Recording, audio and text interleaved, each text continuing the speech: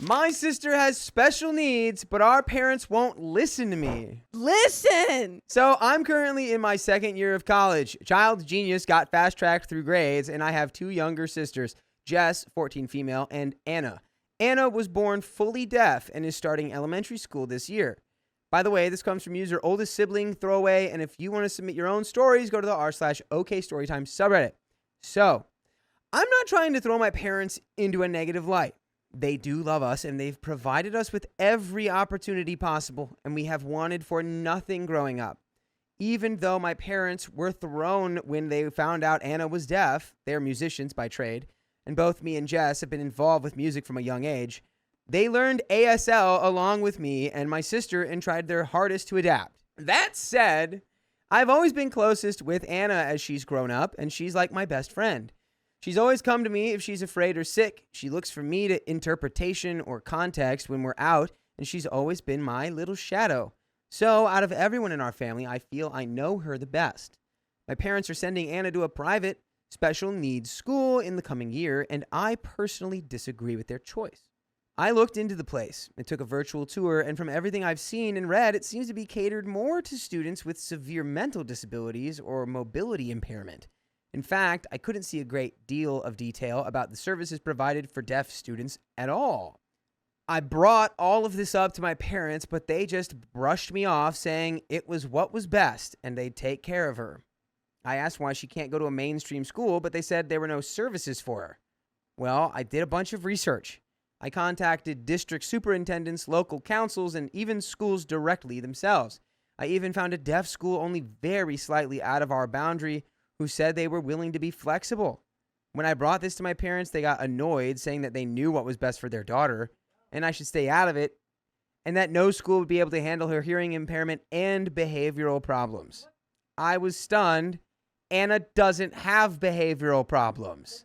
She's a bit willful, sure. She has a mind of her own, and she's always had a mischievous streak, but she's never acted out of control. She can read and write above average for her age, I know, because I read with her. And while she's a little slow on the math front, I doubt it's any real cause for concern. I asked if she had been diagnosed, and they cited the time she's wandered off during trips to the theater or made noises during the performance. They haven't seen a doctor or any professional about this. They just saw a deaf child being forced to sit still for hours, not understanding everything that's going on around her and acting out of boredom and frustration, and decided she's got behavioral issues. Yeah, she's got to sit there. Literally, there's apparently, it doesn't sound like it, but there's apparently no translator. So she's sitting there being like, I don't know what's going on. Yeah, I'm going to wander around. I don't know what's going on. Anna is a bright kid, and while the school they've picked out looks amazing for kids with disabilities, I just don't think it would suit her specifically.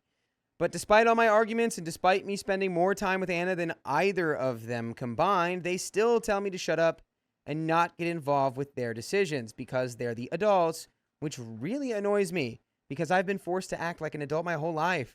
But as soon as I want a say on something actually important, they shut me down and potentially take away my sister's potential to thrive. And there is an edit. I just wanted to clarify a few recurring points that have arisen throughout both comments and PMs. One, I mentioned the skipping grades thing because I thought it would explain why I was a 17-year-old sophomore in college and why I felt like I was qualified to intervene with the decision-making process. I've been involved in adult conversations, been surrounded by adults who regard and treat me as a peer most of my life. I apologize if I was unclear. Someone mentioned that my parents would recognize behavioral issues in Anna because they have raised two children before her. I would disagree with this, as one, every child is different. Jess and I have very different temperaments and personalities, just like Anna. And two, my parents have raised two hearing children who are regarded as intelligent and mature for their age.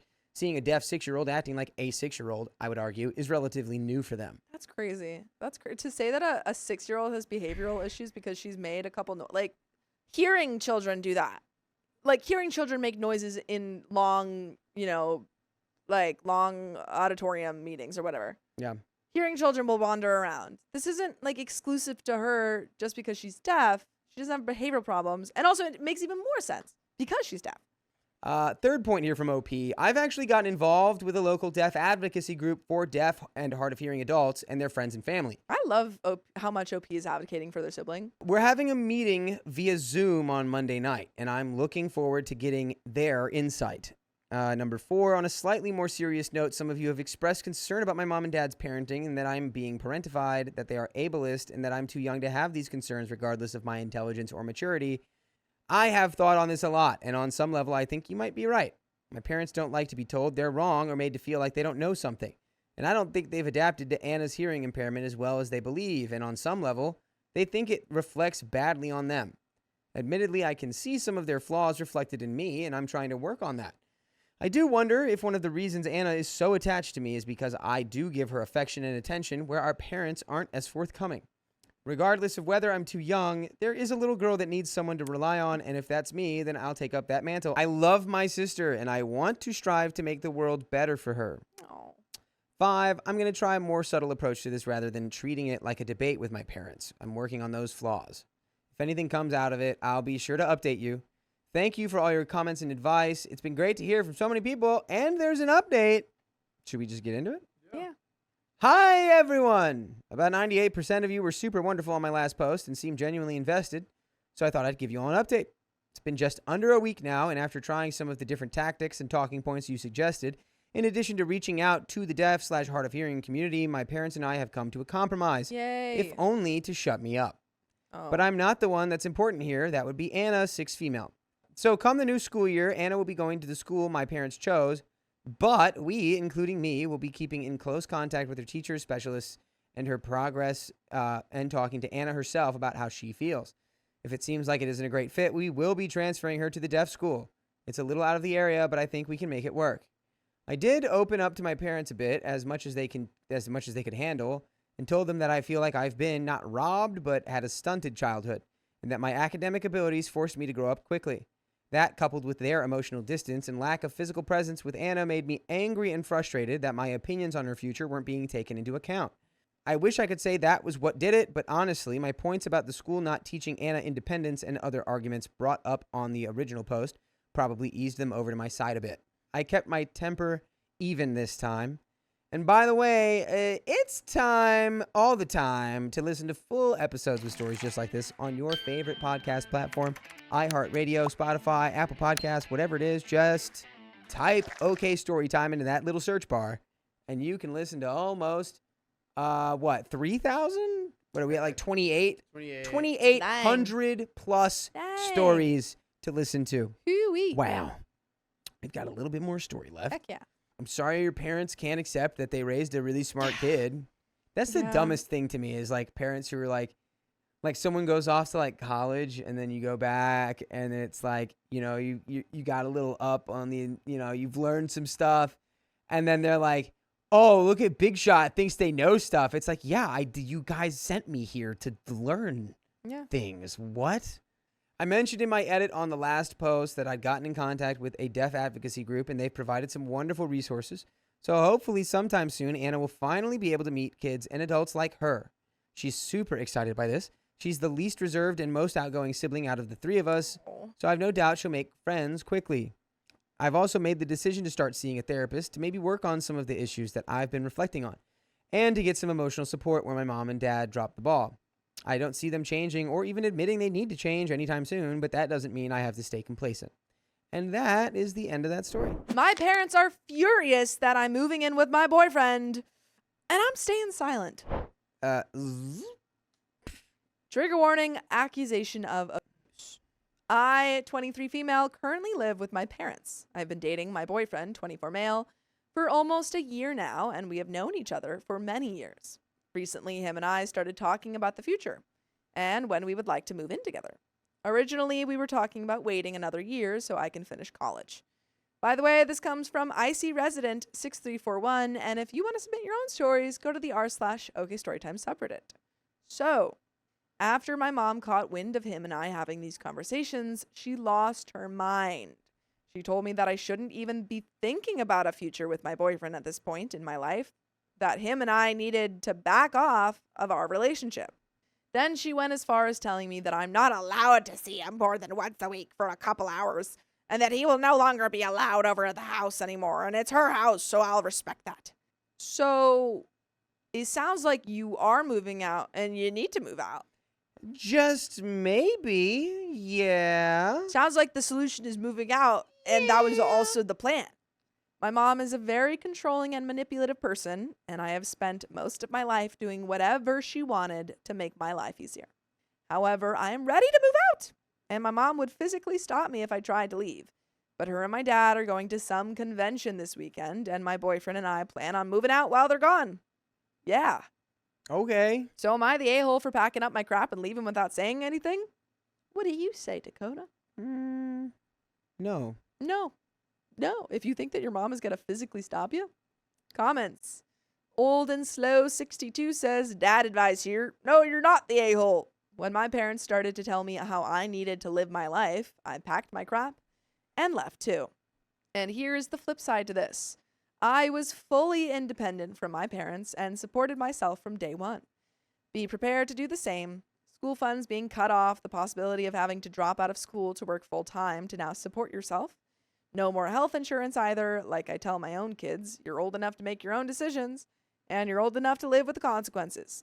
Be prepared. OP says, I'm already working full time. I pay for my own car and have my own health insurance. I don't have to pay anything for my college due to the GI Bill. And I have my own health insurance. Old and Slow says, then there you go. Sounds like you have your crap together and just needed to deal with the fallout of moving out. Good luck. Sounds like your mom's gonna freak out. Opie says, she definitely will. And I expect her to manipulate the rest of my family, but it's on them if they believe her, because they know what she's like. Old and Slow says, hang in there. Don't take crap off others. I like Old and Slow. Yep. Update 5 days later. So my boyfriend and I have officially decided to go through with getting me out of my parents' house. I've had my job saving boxes for me for the week, and I've been storing them at his house. My parents leave town tomorrow morning, and tomorrow night after work, my sister goes to bed. My boyfriend and I will start packing everything up. None of my family has any clue that my boyfriend and I signed and paid for the lease on a really nice apartment about 20 minutes away from my parents. Both mine and my boyfriend's therapist are both telling us it's in my best interest to leave if I want to be able to grow as a person. My friend says that my mom is controlling, and I'm 23 and need to get on with my life. Truthfully, while I agree with all of this, I feel guilty. I don't plan on cutting off all contact, and everything is signed and paid for, so there's no going back now. Am I irrational for feeling guilty about all of this, or am I a knucklehead for leaving without saying anything? And there are some comments. You kind of have said something. You said you were going to move out. Didn't tell them when, but you said you were doing it. You know, I think you knew that regardless of what you said, they'd be like, no. So there's no conversation to be had there. Yeah, they're not going to listen to you. You already know you want to do it. So either management 813 says you're doing the right thing, but what if your sister wakes up and hears you? Will she call your parents? You should do this anyway. They have no legal hold on you, but think through how you'll handle it if this happens. If this didn't come up already, are you on their phone plan? Do they pay for your school? Are there other expenses, such as health insurance, they might cut off? If you have a bank account that they have access to, likely from before you were adult age, they may still be able to access them if you didn't change accounts. They might take the money, so plan and get your money transferred to a separate account. Car payments or car title in their name, car insurance. Opie says, my sister is a very heavy sleeper. I'm going to pack boxes in my room, and my boyfriend is going to take them to our apartment in his truck while I stay behind.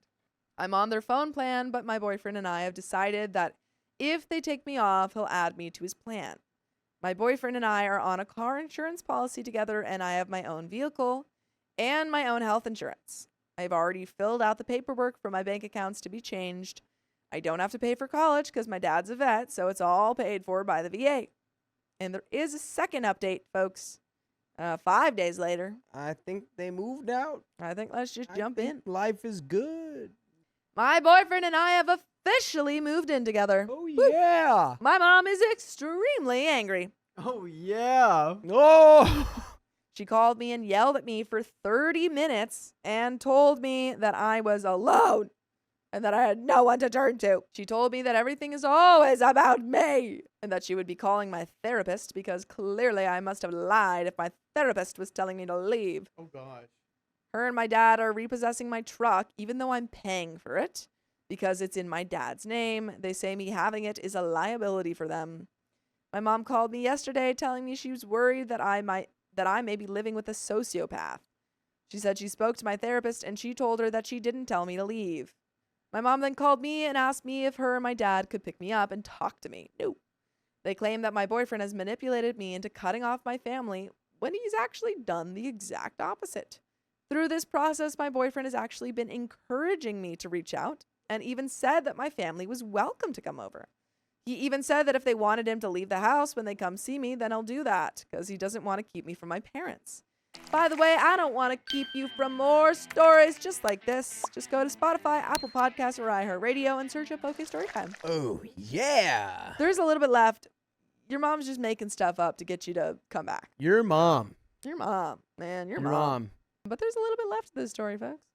My mom has reached out to other family members and spoke to them. I'm not aware of what she said to them, but they sent me a message telling me they didn't wish to get involved. My mom has made not one, but 2 Facebook posts telling everyone how I have abandoned my sister, 27 female, and left her to pass away. She has even gone as far as telling everyone my boyfriend is abusing me. Oh my gosh. Which is a lie.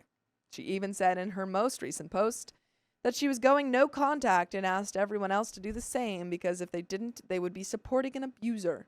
Why And is said, what? your mom is just mentally ill? Your mom's crazy. Mom's Mom crazy. is very mentally ill. Mandy 198421 says, you're an adult, so I don't believe your therapist talked to your mother. She's lying. And if your therapist did talk to your mother, then that is an ethics violation and you could get her in serious trouble because they're supposed to have doctor-patient confidentiality. Your mom is pulling lies out of her butt to try and continue controlling you. Right now, the best thing for you to do is sit your mother down and tell her that you're a grown woman and you'll be making your own choices and she needs to get on board with it or she can get out of your life and go either low contact or no contact until she can learn to respect your wishes. Good luck, OP. OP says she has already chosen to go no contact with me because I chose to stay with my boyfriend. Mandy says, then that's on her, and sounds like your life will be much better in the long run. And that is the end of that story. Yeah. So there you go. I think your life will be better in the long run. I think so. I think it'll probably be You a lot know? better. Sans your boyfriend ended up not being a cool guy. Mm-hmm. But it sounds like he's a cool guy. Nice. So as long as he's a cool guy, Then we're I all think good. everything's cool. Everything's fine. I invited my son's ex to a family gathering where he brought his current girlfriend. Why did you do that? Why did you do that? I am a 55-year-old mother of 3. Carl, 30, Trista, 27, Nate, 25, male, and grandmother to Rose, 7, female, who belongs to Carl and his ex-girlfriend, Lexi. I am married to Renee, 48, female. My mother, Lynn, is the matriarch of the family, and I am an only child. Backstory. Carl and Lexi, unmarried and dating only a few months, decided to have a baby. They were successful and moved in together. During that time, Carl became close with her dad and grandmother, and they spent a lot of family time skiing at their vacation home. Okay. Their family also included my younger son and his girlfriend. This comes from user Sane 3 kids ago on the Charlotte YouTube subreddit, and if you want to submit your own stories, go to the r/OK Storytime subreddit, please. So, every summer since 2021, my mother reserves an Airbnb for 7 to 9 days on the lake nearby and invites family, extended family, and friends. We invite my kids' friends, partners, and their families. And invite some other friends of ours who have great relationships with in-laws, exes, and share relationships and friendships with other families. The invite list is pretty long. I like Lexi, her mom, grandma, and dad. When Carl and Lexi broke up, that didn't change. Carl and Lexi were great co-parents. Lexi's parents and I are co-grandparents. You're just That's grandparents. not a thing. You're just grandparents. It's not a thing. You're just grandparents. For example, they had a joint birthday party every year for Rose, and we grandparents would coordinate grandparent events at her school. So, of course, I invited them every year to our lake getaway. None of them ever came, but the invite was always there. Last year, Lexi had some very traumatic experiences, so she decided to come be with us and let go a bit. I was really glad because I've been concerned about her. When she was dealing with the stuff, I had asked my son how she was doing, and he answered, I don't know. Have you called her? No. Why would I? Because whatever happened, and she may need some extra support or something. he didn't get it. So I had called her, and she did need support. I don't think he didn't get it. I think he's just like, I'm not the guy who does that anymore. Like, if it's not child related, it's not really. It's like there's a lot of people out there who need support right now. Are you going to also tell him he needs to call all of them? Or is it just because it's his ex-wife? But I don't know. It's not. It's weird. It's weird to say that as an ex-husband, you need to be there to comfort your ex-wife in a time of like need. Yeah, I think, yes, they need to be effective co-parents, and there shouldn't be animosity. Right. They should be able to, like, if they should be able to talk about the kid. They should be able to, like, communicate and stuff without arguing and whatever. But I don't know if that necessarily means he has to, like in Angel, maybe he, if there are some stories where we have people who are have very amicable separations. And they're like, yeah, for the kid, we get along great. I check in, I help, I give money, blah, blah, blah. Yeah. But if it doesn't have to do with the child, I don't know why OP necessarily expects. So I called her, and she did need support. She called me one day and asked if I could take Rose for a night or two, and then came to pick her up early. Mom needs help sometimes, and she is the mom of his daughter. See, I digress. If it's about the kid, that's different. Yeah, that's perfectly different. Normal. If he was like, yeah, she called me, and I was like, why are you calling me? But it's about the child. Yes, he should absolutely help her out in that regard. That's totally different. Yeah. The lake trip last year. Trista, her fiance, and his family were there. My wife's parents were there, and some of the kids' friends. Lexi came to the lake on the third day when my daughter was there, Trista, because they are still friends. Carl was stressed because his new girlfriend felt uncomfortable with Lexi being there. He thought it was his fault because he had not talked with her much about the situation as a whole, because they had not been together very long. Lexi hung out with us during the day and stayed with a friend who lived nearby at night. Lexi was very nice to her and said, this doesn't have to be weird. The girlfriend didn't have any interest in getting to know her and stayed far away. Fair. Carl and she just went off alone a lot and kept to themselves when Lexi was there. It was uncomfortable for everyone. Did he know that she was coming? Did he tell his girlfriend that she was coming? It feels like he knew. It feels like he knew, right? Yeah. It feels like he was like, oh, I didn't realize it would be uncomfortable. So this wasn't a secret. Yeah. Now this is just like everyone here is silly. If he knew, not on you. No. If he knew, it's not on you. He didn't, but we don't really know. Yeah. Weird. It was uncomfortable for everyone. Lexi handled it well, and we all just acted like there wasn't an issue. It was Carl's problem, not ours. Carl had a girlfriend before this one who eventually became friends with Lexi. There were some boundaries that Carl had to set at that time, but all those nuances that you have to work out when parents separate were handled peacefully. I was proud of my son for that. I had some reservations about his girlfriend after the lake. We didn't interact with her until Christmas, and then nothing since then.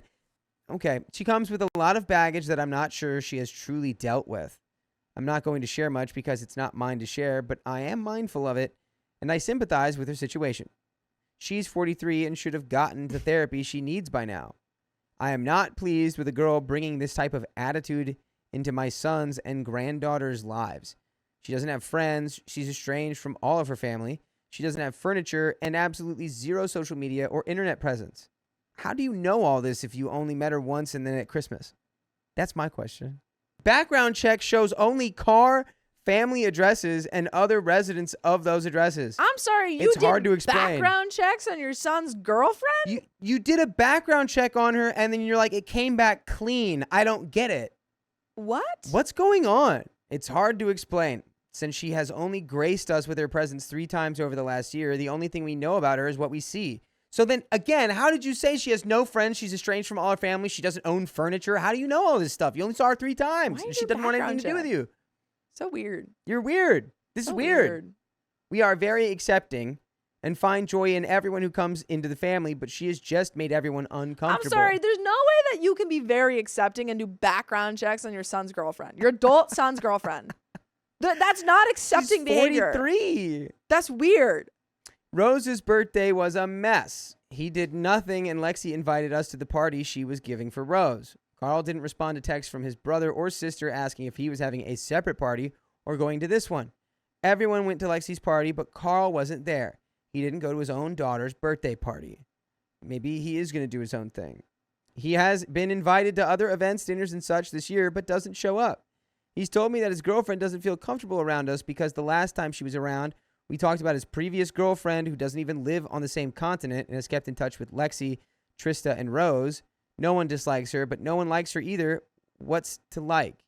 So this year, my mom, Lynn, the matriarch of the family, said Lexi was invited, as well as her dad and grandmother, just like every other year. She enjoyed having her there last year, and she wants her to be there again, and I agree. She's going to be there a couple days and said she won't spend the night if Carl is there. Here is how Carl responded when he found out. He tried to uninvite Lexi by text, saying we didn't get his permission. I told her to ignore him. What? She's coming. You're a bad mom for that. You are I'm sorry. You're being a bad mom. He texts her, he probably says, hey, they didn't ask me. I'd prefer if you didn't come. My girlfriend's going to be there. And then she goes behind his back and says, ignore him. You're coming. Huh? Yeah. What? Bad. Then he decided he would go when Lexi wasn't there. Okay. That was his boundary. When I informed him the dates of the 3 days that she was going to be there, he said I should have checked with him first, and he did not want her to be there. Yeah. My mom put her foot down and said she's coming, and he could do with that what he wants. All right, I would not go, I would also stop talking to you. Yeah, all. I'm sorry. Like, what is going on? You are ruining your relationship with your son. For the last 3 months, we've discussed this. His position is that co-parenting to this extent is not normal. I should have known not to invite Lexi because of what happened last year. I knew the girlfriend was uncomfortable and he didn't want his ex on his vacation. I'm creating the drama. Last but not least, we will see how Granny feels about this after the trip. I think it's hilarious that he thinks he's going to teach my mom a lesson. The points are, he's not in charge. He's not paying for it. It's not his vacation.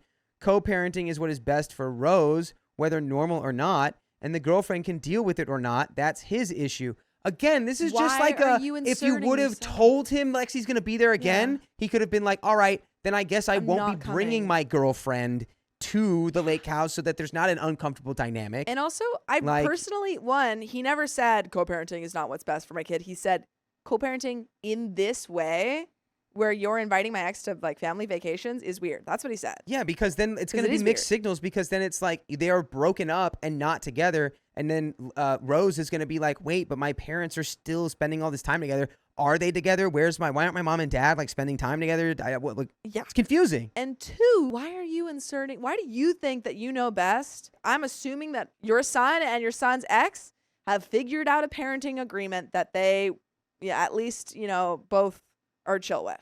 May not be the best one, may not be something you agree with. Doesn't matter, because you're not their child's parent. So stop getting involved with their agreement. You might not agree with it. Doesn't matter. Literally doesn't matter. She can't feel comfortable around us. That has more to do with her issues than with us. You background checked her 3 times. By the way, you can listen to full episodes of stories like this one on Spotify, iHeartRadio, and Apple Podcasts. Just search for OK Storytime. And you can listen to almost the 8 days worth of stories. So we've always been kind to her. We are not going to change how we do things because he has a girlfriend who doesn't like it. He doesn't like it. Yeah. Yeah, his girlfriend also doesn't like it. He doesn't like it. Yeah. Your son. My son is livid. I don't know who he is anymore. Your son is a man who's no longer married to Lexi. I think that's your fundamental misunderstanding. He hardly talks to Lexi about Rose. He has not let me see my granddaughter for 3 weeks. I used to have her weekly. He has decided not to go to the lake at all now and is not allowing Rose to go on the days he has her, which is half the trip. What did you think was going to happen? You literally said, well, he doesn't have the power. He's not paying for it. Well, he's exercising the power he does have. He has free will. Sucks to suck, girl. The power of I can choose to not go. Yeah, he went, okay, you're going to pull that? I'm not going, and my daughter's not going because she's my daughter.